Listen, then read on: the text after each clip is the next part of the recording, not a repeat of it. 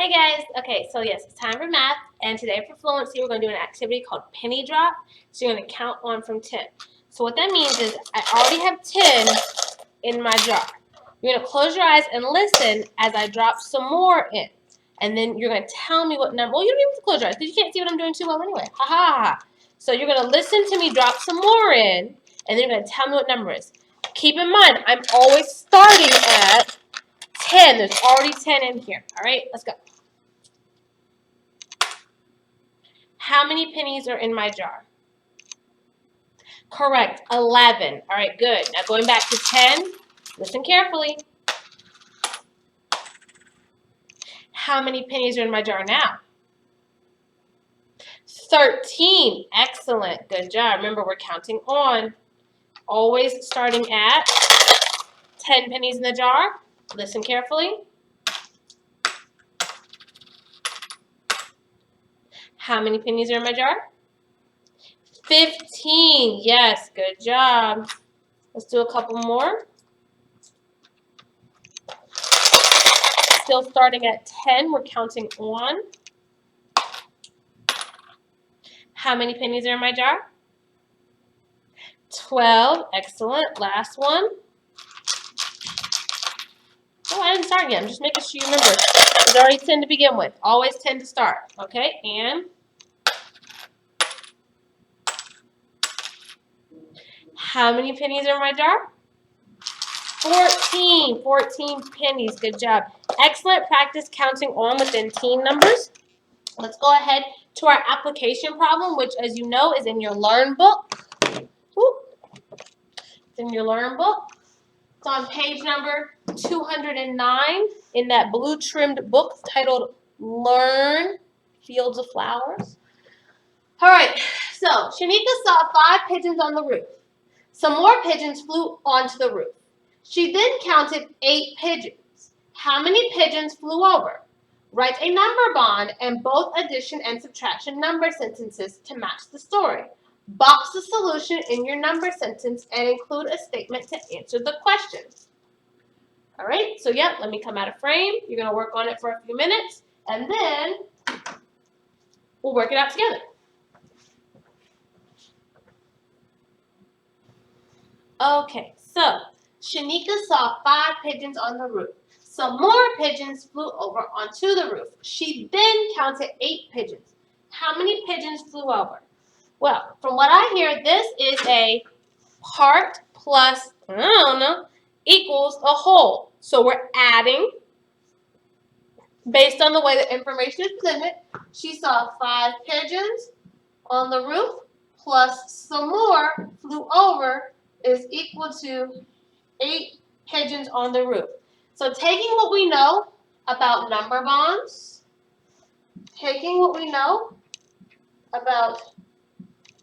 bonds, let's pop this information into the number bond.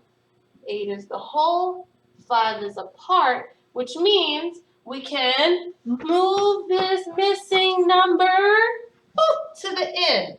So 8 pigeons on the roof minus the 5 that were there at the beginning is equal to the new pigeons that have shown up. Now, the question still remains. How many pigeons flew over? How many pigeons flew over? Let's draw a picture, starting with a part or the whole. Let's do both. I'm gonna draw both pictures. I want you to see what they look like. So, starting with 1, 2, 3, 4, 5 as the known part. We're going to keep counting on and drawing until we get to the whole. We're going to shade them in so we know it's a separate part. So 6, 7, 8. What is our second part? Our mystery, good, becomes 3. It becomes 3. And we discovered that by counting on. That's what it looks like as an addition picture. Now let's see what it looks like as a subtraction picture. Starting with the whole, 1, 2, 3, 4, 5, 6, 7, 8. Let's mark to cross off the ones that were there at the beginning. 1, 2, 3, 4, 5. Still leaves us with 3 pigeons. And that is the missing part to our number bond. How many pigeons flew over? 3 pigeons.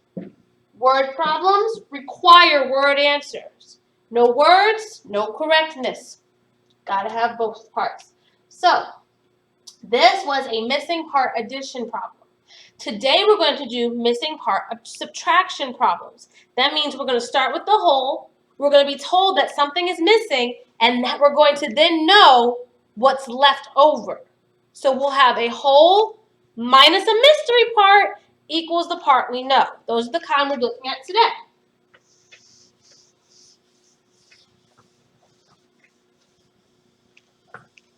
And while I'm erasing, make sure you're getting your Succeed book because you know that we use our homework problems as our practice problems.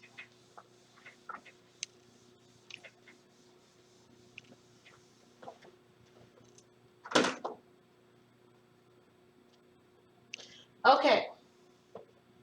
Now, before I give you stuff to do in your book, let me give you a model one with this pretty picture right here. Nope, I'm not going to tell you what page I'm going to go to. Okay, so, hold on, let me get my page correct. I borrowed 7 books from the library. No, I really did. Let me show you. Hold on.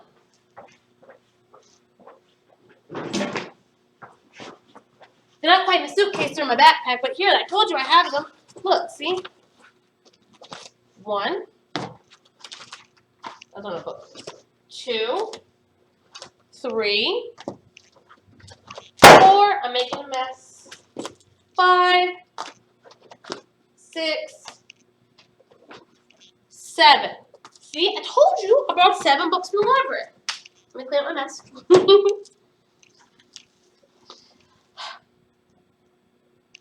And they're all in my backpack. Yeah, I know, this bag's kind of heavy. Ugh, all these library books. So, again, yes, library books, I showed you. So here are my 7 books. Let's draw to show I have a total number of 7 books here. There is the books I gave away, which is the part I'm unsure of as of right now, and there is the leftover books that I still have. So let's count to find let's count this to figure out. So my leftover books, the ones that are still in my bag, we said is 1, 2, 3, 4, 5 still in my bag. Of the 7 books, 5 are still in my bag, which means I gave away 1, 2. I gave away 2 of those books. So from our original problem, it was 7 books in my bag minus some that I gave away and was unsure about is equal to the 5 books I have left. And we just figured out that I gave away 2 books. I gave away 2 books. Good job. Okay, let's practice. Yep, see, there we go. Let's practice this with some problems in our Succeed book. On page 129 in that homework book of yours, the one with the bedroom on it, because in theory you do this at home, you do the other one at school, so yeah, you know, we do these ones together. Reads, Anne has a box of 8 markers. Some fall on the floor. 6 are still in the box. How many markers fell on the floor? Okay, I want to start actually with our number sentence, showing a mystery number. We're going to fill in our number sentence to match the order that we're given the information. Okay? So Anne has a box of 8 markers minus some falling on the floor is equal to 6 still in the box. Okay? Now let's draw a picture to match our words and our numbers because they're all connected. We're starting with the whole. 1, 2, 3, 4, 5, 6, 7, 8. That space is on purpose so you can still see those 5 groups. We know that some are on the floor and 6 are still in the box. So let's label the 6 we know about, which are in the box. We use capital letter B to label those. 1 in the box, 2 in the box, 3 in the box, 4 in the box, 5 in the box, 6 in the box. Good. So now let's label and count the sum that fell on the floor. Because we know the rest are on the floor. So starting with using the letter F, we're just going to start at 1 on the floor, 2 on the floor. Oh, that's it. There are no more. So, how many markers fell on the floor? 2 markers fell on the floor. 8 markers minus 2 on the floor equals 6 in the box. My parts being 6 and 2 come together to make 8. 6 and 2 come together to make 8. Oh, goodness gracious. Let's keep going. Nick makes 7 cupcakes for his friends. Some cupcakes were eaten. Now there are 5 left. How many cupcakes were eaten? Okay, this is another situation. Yep, Nick makes 7 cupcakes. 7 cupcakes for his friends. The word some has value. It's telling you that there's a change. We just don't know what the amount of that change is yet. So 7 cupcakes were made. Some were eaten. Now there are 5 left. 7 minus the eaten things equals what's left. Just like if you don't finish your lunch. What you ate is gone. That part is gone. We still have what we can see here is the uneaten part of your lunch. But we see evidence that a change has occurred. So let's start with the picture this time, the 7 cupcakes that Nick made. Am I drawing cupcakes or am I doing circles? Circles, thank you.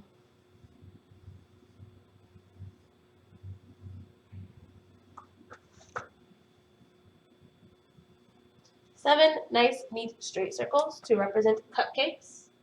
Now, we know some were eaten, and we know there are 5 left. Let's label the cupcakes that are left. How many? 5. This cupcake is left. This cupcake is left. This cupcake is left. This 4th cupcake is left. And this 5th cupcake is left. Okay? All right. Notice, we're not solving this with the mystery still in the middle. We're moving the mystery to the end as we try and figure it out, or what we know. But our number sentence that matches this problem is 7 minus a mystery part is equal to 5 remaining cupcakes. So let's label our eaten cupcakes, our eaten cupcakes. Ooh, there's that E sound again. Are eaten. This one was eaten, and this one was eaten, and oh, there's no more cupcakes to be eaten. How many cupcakes were eaten? 2 cupcakes were eaten. You see why labels and words matter? 2 markers is not the same as 2 cupcakes. So 7 cupcakes minus 2 eaten is equal to 5 cupcakes left. In our number bond, 5 and 2 are parts of 7. Parts within 7. All right, so looking on the back side of that sheet of paper, let's do a couple more practice problems.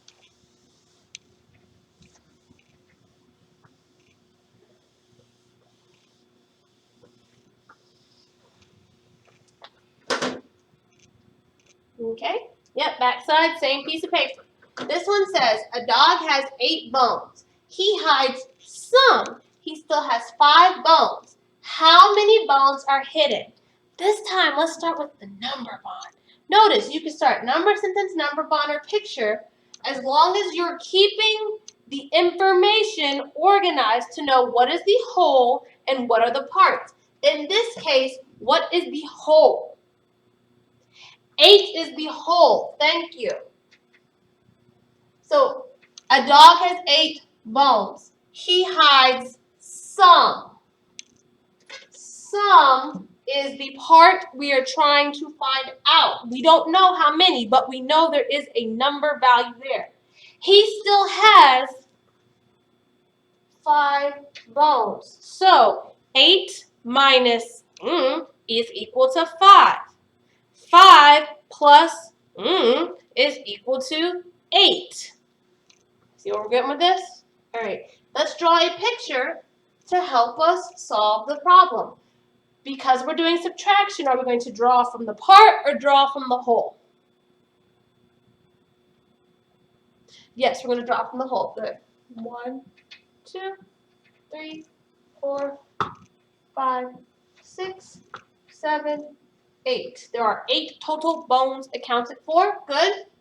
We know he still has 5 bones. We can't just put B because both groups are B. We're going to put S for still because he still has these. And how many are going to be labeled with the S for still? 5. Good. 1, 2, 3, 4, 5. And again, 8 bones minus some leaves him to still have 5. We're almost done solving for that missing part. Let us label our second part so we can count it as we're labeling it with the letter H because he's hiding them. 1, 2, 3. Oh, that's it. We're done. Because we drew the picture of the whole, we don't just keep going. We're not adding more pieces. We're putting our pieces in groups. It's like sorting the M&Ms by color or your Skittles by color. You're putting them in groups. You didn't just magically get more. You just made groups. How many bones are hidden? 3 bones are hidden. 8 minus 3 is equal to 5. 3 and 5 are parts within 8. Last practice problem. The cafeteria table can seat 10 students. Some of the seats are taken. 7 seats are empty. How many seats are taken? All right, let's start with number sentence first. A cafeteria table can seat 10 students. So 10 students minus some seats taken is equal to 7 empty seats. Let's figure out how many seats are taken by drawing our picture and using our number bond to find the missing part. We're doing subtraction, so we draw the whole. 1, 2, 3, 4, 5, 6, 7, 8, 9, 10. Notice I went from stacking my 5 groups to lining them up, but I still leave a space. Just like there's a space called your body between your hands, you still see 5 and 5. I'm putting those groups. That's intentional. That's intentional. Okay, so the cafeteria table can seat 10 students, all right? Some of the seats are taken, 7 seats are empty. So let's label those empty seats with the letter E. And how many did we say were empty? 7. So 1, 2, 3, 4, 5, 6, 7. 7 empty seats. Good. Now let's count on to label the rest of them. Those are the taken seats. 1 taken seat, 2 taken seat, 3 taken seat. That's it. That's it. It's only 3 taken seats. 3 seats are taken. 10 seats minus 3 that are taken is equal to 7. 3 seats taken plus 7 seats empty equals 10 seats at the table. All right, and like I said, these are subtraction problems where you're given a whole, you have a mystery part, and it is equal to a known part.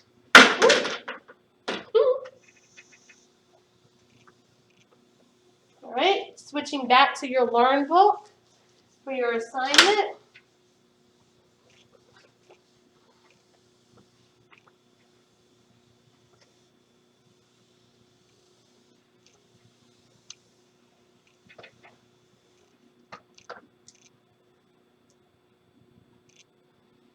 is on page number 211 in the blue Learn book, your problem set. It starts on 211. It's front and back. Go work on this for 10 minutes and then come back and complete your exit ticket.